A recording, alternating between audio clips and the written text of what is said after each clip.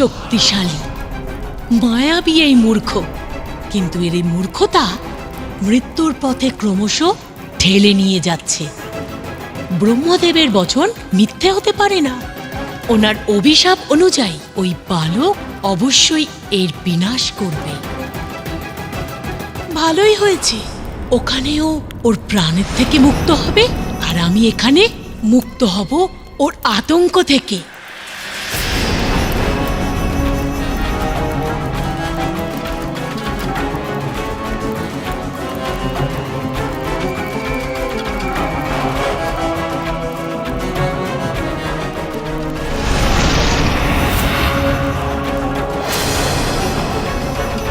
সিংহিকা, তুমি কোন চিন্তায় ডুবে রয়েছ বলো আমাকে। কখনো কখনো কারো অনুচিত বিচারই তার সংহারের কারণ হয়ে দাঁড়ায়। বিনাশ? বিনাশের কথা? হ্যাঁ, আমি তো আপনার নিজের হাতে ওই বালকের বিনাশের কথাই ভাবছিলাম।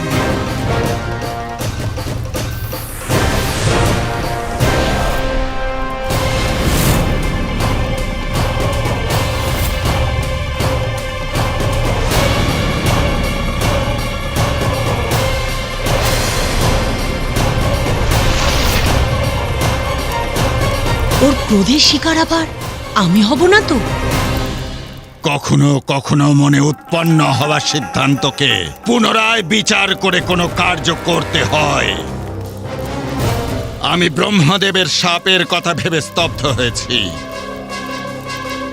উনি বলেছিলেন যে ওই বালকই আমার কাল হয়ে দাঁড়াবে। ওনার সেই কথা এখনো ভুলিনি আমি। মহাদেব আর দেবী পার্বতীর দ্বিতীয় পুত্র তোমার কাল হয়ে অবতীর্ণ হবে।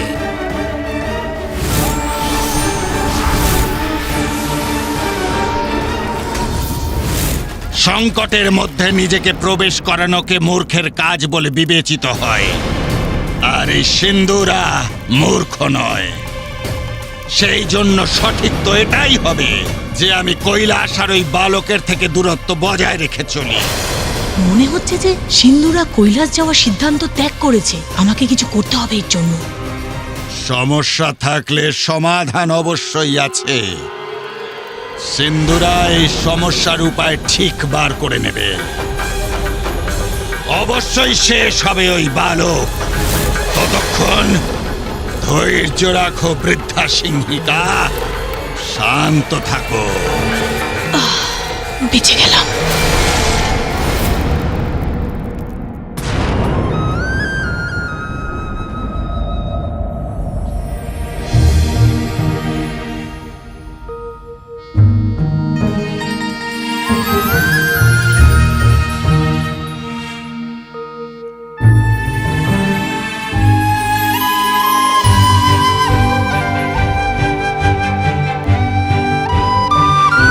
সূর্যদেবকে আমার প্রণাম। আপনার আগমনে তো এক নতুন দিবসের সূচনা হলো। এবার আমায় কিছু তো করতেই হবে, কিন্তু আমি কি করি?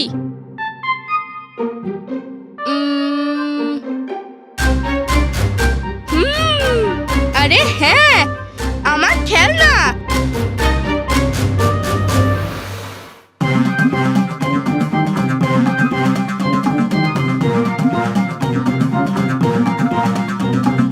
এটায় বসে আমরা যে কোনো জায়গায় যেতে পারি, তাই না? আমার প্রিয় খেলনা, আমার প্রিয় খেলনা। পুত্র, মা,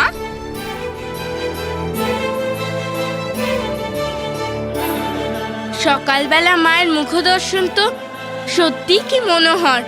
আরে এ কি পুত্র, ঘুম থেকে উঠতে না উঠতেই আবার খেলনা নিয়ে খেলা শুরু? এইগুলোর সঙ্গে খেলতে তো আমার খুব ভালো লাগে। মা, তুমিও এসো না। তোমার সাথে এখন খেলা করব? তার জন্য এত সময় কোথায় শোনা? আমি তোমায় বলেছিলাম না আজকের দিনটা অত্যন্ত গুরুত্বপূর্ণ। তাহলে চলো এখন এই খেলনাগুলো রেখে দাও, আজ অনেক কাজ আছে। সবার আগে তোমায় দন্ত শুদ্ধ করতে হবে, তারপর স্নান। সেটা কি? আমি তো জানি না মা। তুমি এসো তো আগে, তারপর বলছি দন্তশুদ্ধ কাকে বলে। ঠিক আছে মা, চলো।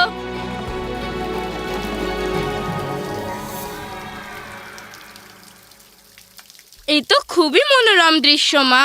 তবে কি প্রভাতে উঠে এই দৃশ্য দর্শন করাকেই দন্তশুদ্ধ বলে? তোমার কত প্রশ্ন, তাই না সোনা?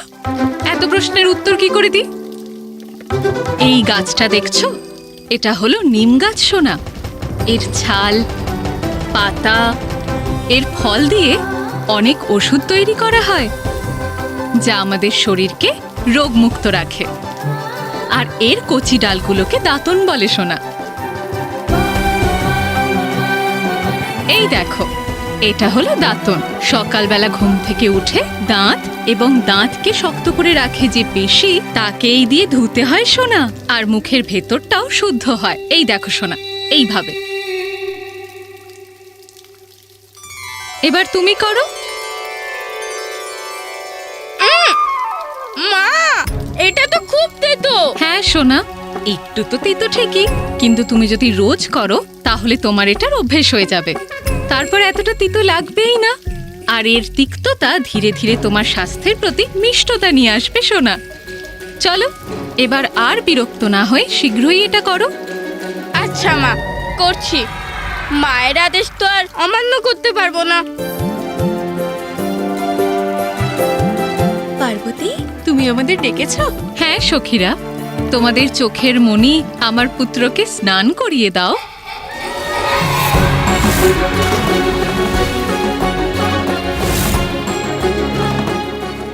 মাসি, আগে স্নানের ঘটনায় তুমি এখনো রেগে আছো, কিন্তু তাতে আমার কি ভুল? আমি লাফালাম আর জল ছিটকে আপনার উপর চলে গেল। আচ্ছা, আজকে সাবধানে লাফাবো স্নানের সময়।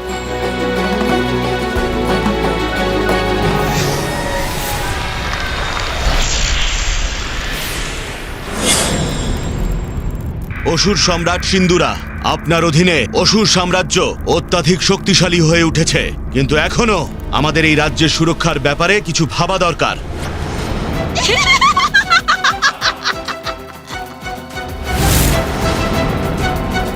এমন কি ঘটনা ঘটলো যার জন্য তুমি হাসিতে ফেটে পড়ছো, সিংহিকা?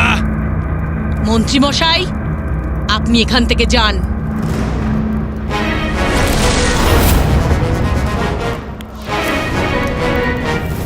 এত দুঃসাহস আমার অর্থাৎ অসুর সম্রাট সিন্দুরার মন্ত্রীকে প্রস্থান করার আদেশ দেওয়ার দুঃসাহস তুমি করলে কি করে? তুমি জানো এর পরিণাম? তোমার কাছে কি নিজের প্রাণ প্রিয় নয়? আপনি ভুল করছেন। প্রাণের ভয় আমার কিন্তু নেই, অসুর সম্রাট সিন্দুরা। আপনার মন্ত্রীর কথা অত্যন্ত হাস্যকর ছিল। একজন ভীত দুর্বল অসুরের সঙ্গে অসুর সাম্রাজ্যের সুরক্ষার চর্চা। সিংহিকা!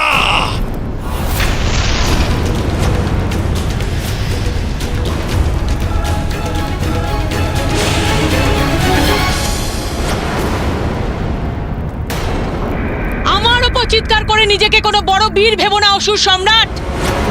যে বেশি গর্জায় সে বেশি বর্ষায় না, আর যেই মেঘ গর্জন করে সে যতই শক্তিশালী হোক না কেন, হাওয়ার একটা ছোট্ট ঝাপটা ওকে উড়িয়ে নিয়ে যায়।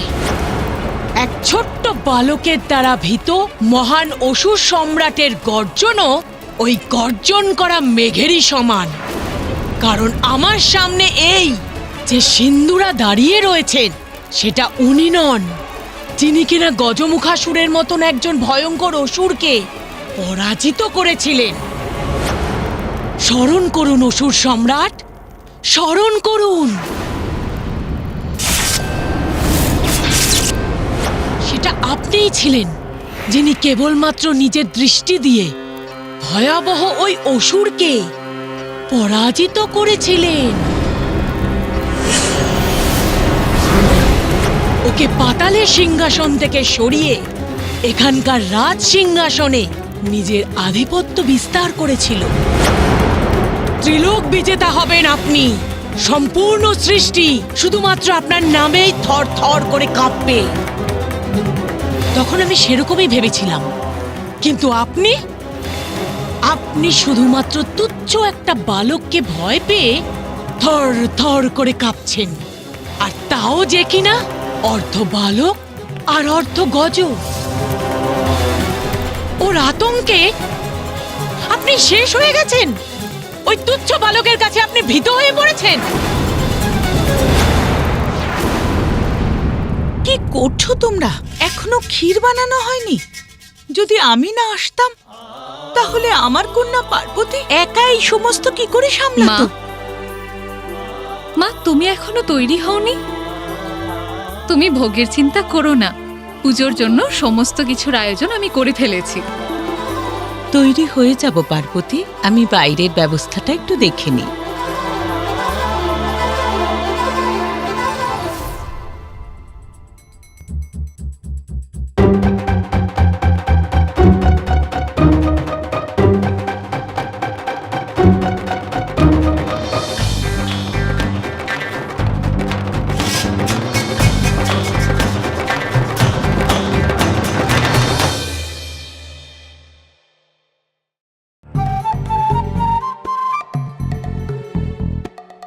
বাইরেটা তো সাজানোই হয়নি, না পুষ্প দিয়ে না আলপনা দিয়েছে। আর এরা এরা এমন করছে যেন ওদের কেউ বড় শাস্তি দিয়েছে।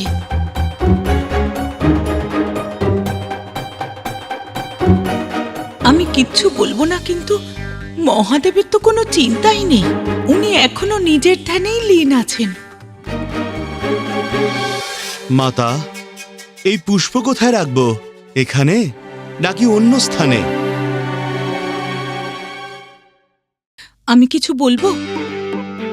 পার্বতী, আমি ভেবেছিলাম কিচ্ছু বলবো না, কিন্তু জিজ্ঞেস তো করতেই হবে। বাইরেটা কেন সাজানো হয়নি? না পুষ্প দিয়ে সাজানো হয়েছে, না আলপনা দেওয়া হয়েছে, কিছুই তো নেই। আছে তো মাতা, আপনি একদম চিন্তা করবেন না, আমি সব ব্যবস্থা করে রেখেছি। দেখুন, এ কত যত্ন সহকারে এই স্থানকে পরিষ্কার করছে। ব্যাস, শেষ হতেই আমরা দুজন এই পুষ্প দিয়ে এই স্থান সাজিয়ে তুলব। নন্দী, আজ সমস্ত দেবী দেবতা গন্ধর্ব যক্ষ এখানে আসছেন, আর তুমি এইটুকু পুষ্প নিয়ে এসেছো। কিন্তু মাতা, দেবদেবীরা তো প্রতিদিন মহাদেবের দর্শনের জন্য এখানে আসেন, তাই বলে কি আমরা প্রতিদিন সেই স্থান পুষ্প দিয়ে সাজাই? আমি কিচ্ছু বলবো না, কিন্তু আজ কোনো ছোট উৎসব হচ্ছে না। পার্বতী নন্দনের নামকরণের উৎসব, বড় উৎসব। আর পার্বতী, তোমার নামকরণের সময় সমস্ত রাজভবন আলোয় ঝলমল করছিল, মনে হচ্ছিল যেন হিরে জহরত দিয়ে মোড়া হয়েছে। এত সুন্দর উৎসব, এত সৌন্দর্য, যার জন্য আজও সবাই স্মরণ করে। কিন্তু আজ এখানে এসে মনে হচ্ছে যে কোনো বিশেষ উৎসব হচ্ছেই না। এইটুকু পুষ্প দিয়ে ভবন সাজানো হবে? শান্ত হও মা, এত চিন্তা করো না, তুমি নিশ্চিন্তে থাকো। এই উৎসব আমার ষষ্ঠী পুজো ও নামকরণ উৎসবের থেকেও বেশি দৈব হবে। নীলকণ্ঠ,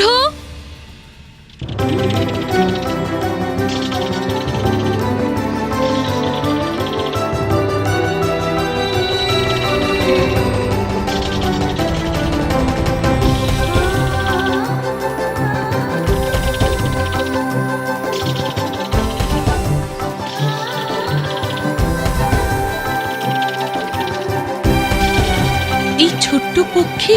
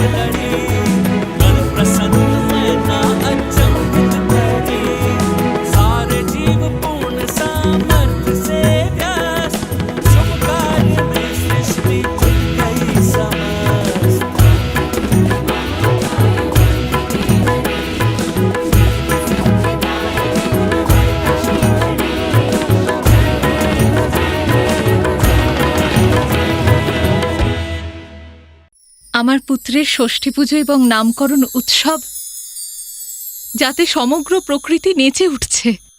প্রকৃতি এই উৎসবের সমগ্র আয়োজন করছে। এইটাই তো আমার ইচ্ছে ছিল।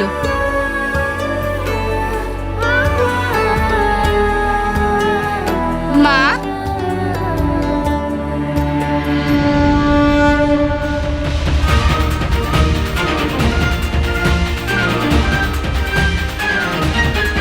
আমার পুত্র, আমার মঙ্গল মূর্তি,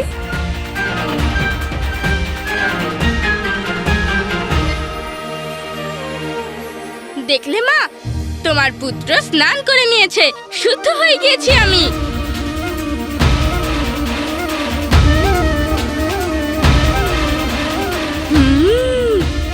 এত সাজসজ্জা! বাহ, এই স্থানকে তো অত্যন্ত সুন্দর লাগছে। আর এই ফলগুলো তো অত্যন্ত সুন্দর মা, আর সুস্বাদুও হবে হয়তো। এবার তো এগুলোকে খেতেই হবে। দাঁড়াও পুত্র, কি হয়েছে দিদা, তুমি আমায় আটকালে কেন? এত উতলা হওয়া উচিত নয়। পুজোরও কিছু বিধি থাকে। আজ তুমি পুজো সম্পন্ন হওয়ার পরেই ভোজন করতে পারবে। হ্যাঁ পুত্র, দিদা ঠিকই বলছেন। আজ আমি যতক্ষণ অনুমতি দেব না কিচ্ছু খাবে না, বুঝতে পেরেছো? হ্যাঁ মা, আমি বুঝতে পেরেছি। মাতা, অতিথিদের আগমন আরম্ভ হয়েছে।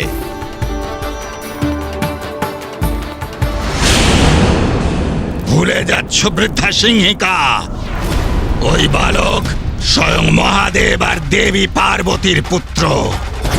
আর আপনি ভুলে গেছেন অসুর সম্রাট সিন্ধুরা, যে আপনি স্বয়ং ব্রহ্মদেবের পুত্র, যিনি স্বয়ং নিজের পিতা সৃষ্টির রচয়িতা ব্রহ্মদেবকেও আতঙ্কে ফেলে দিয়েছিলেন। তাহলে আমি বরং আমার এই দুই বাহুতে আবদ্ধ করে দেখেনি যে আপনার দেওয়া এই শক্তি প্রভাব বিস্তার করতে পারে কিনা। সঠিক বলেছ তুমি সিংহিকা, ব্রহ্মদেবের অভিশাপ আছে তো কি হয়েছে, ওনার আশীর্বাদও তো আছে আমার উপরে। নিজের দুই বাহুতে বদ্ধ করে পিষে শেষ করে দিতে পারি আমি আমার শত্রুকে। শত্রুর মস্তিষ্কের ওপর নিয়ন্ত্রণ বিস্তার করে তাকে শেষ করে দিতে পারি আমি। আমি স্বয়ং ব্রহ্মদেবের পুত্র, আর ওই তুচ্ছ বালক আমার সম্মুখীন হতে পারবেই না। বধ করব আমি ওই বালককে।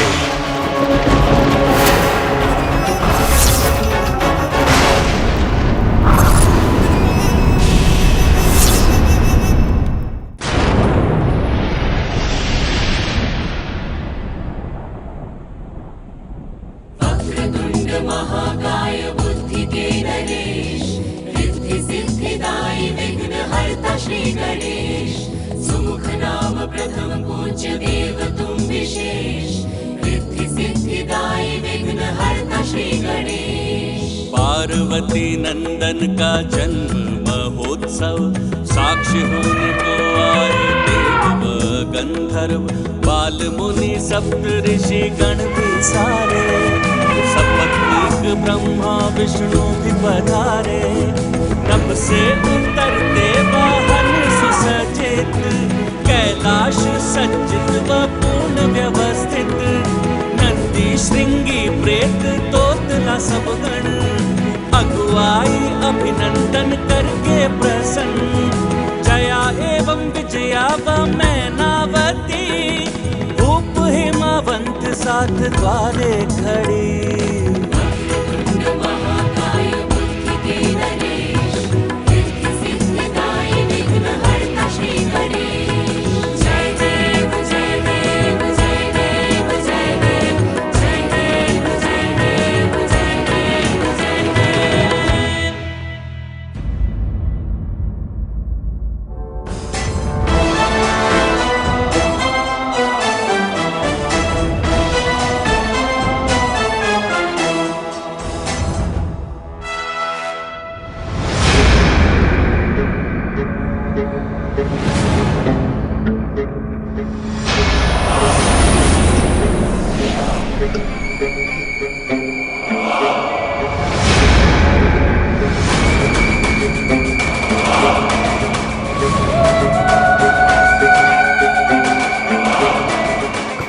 গেল ওই দুষ্ট বালক।